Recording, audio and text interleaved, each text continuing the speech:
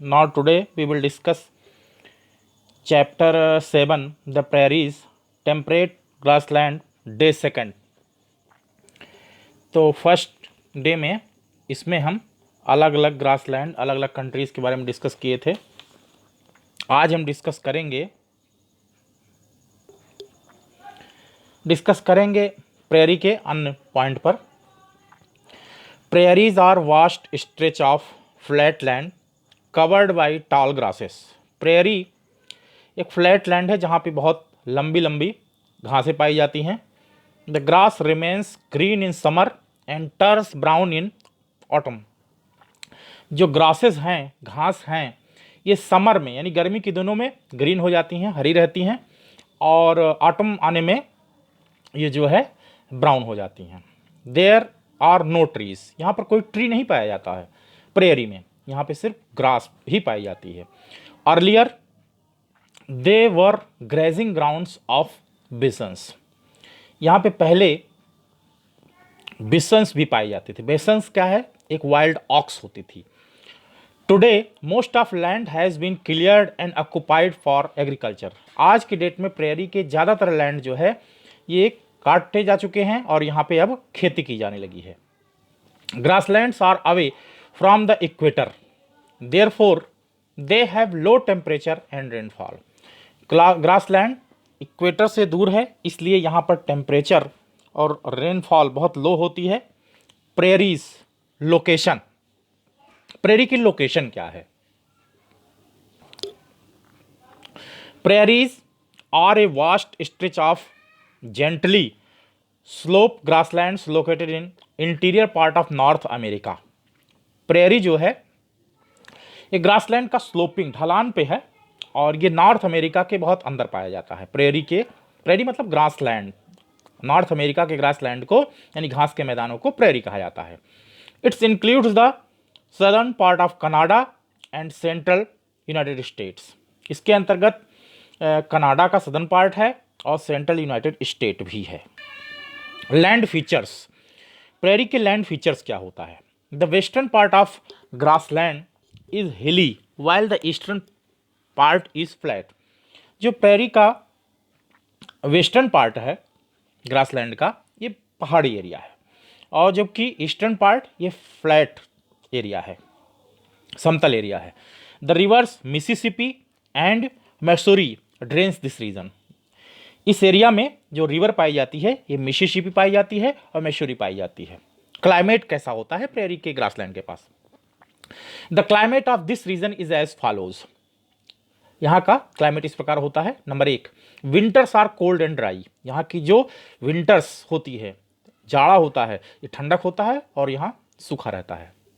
Summer are hot with a moderate rainfall.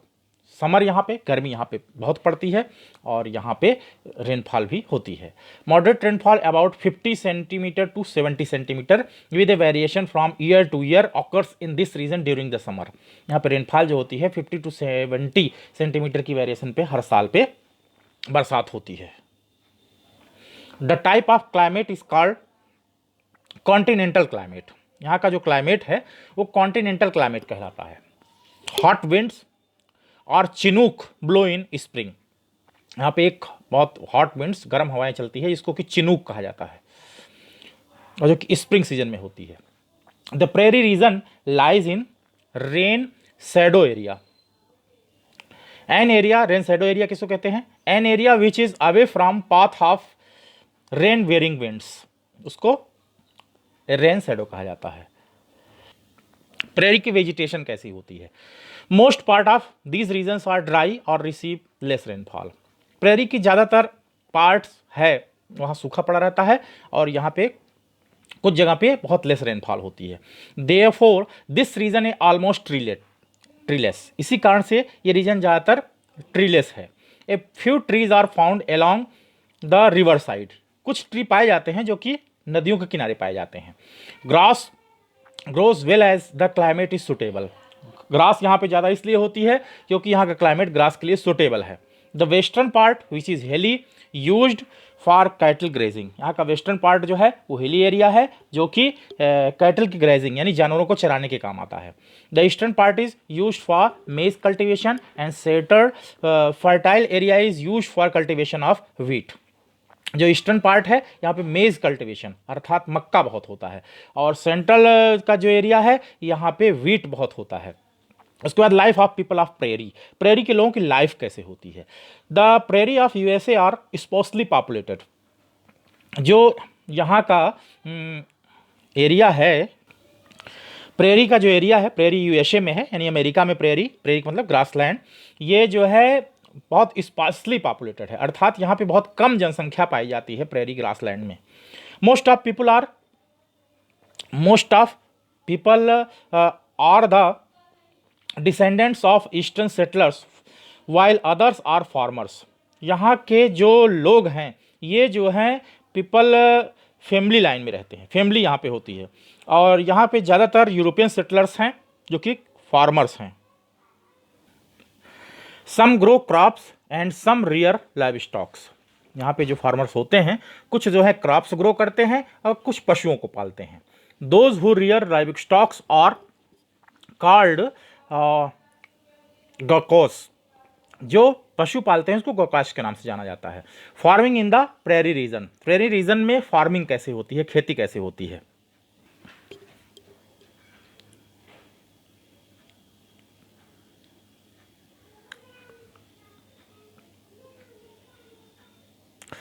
तो यहाँ पे खेती कैसे होती है अब इस पे हम डिस्कस करेंगे। The farms in this region are huge and extensive.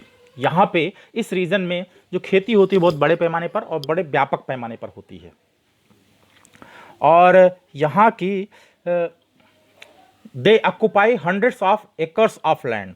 और इस एरिया में इन लोगों ने हंड्रेड्स एकड़ लैंड ले रखा है। All the agriculture activities are done with the help of machines and scientific methods and fertilizers are used.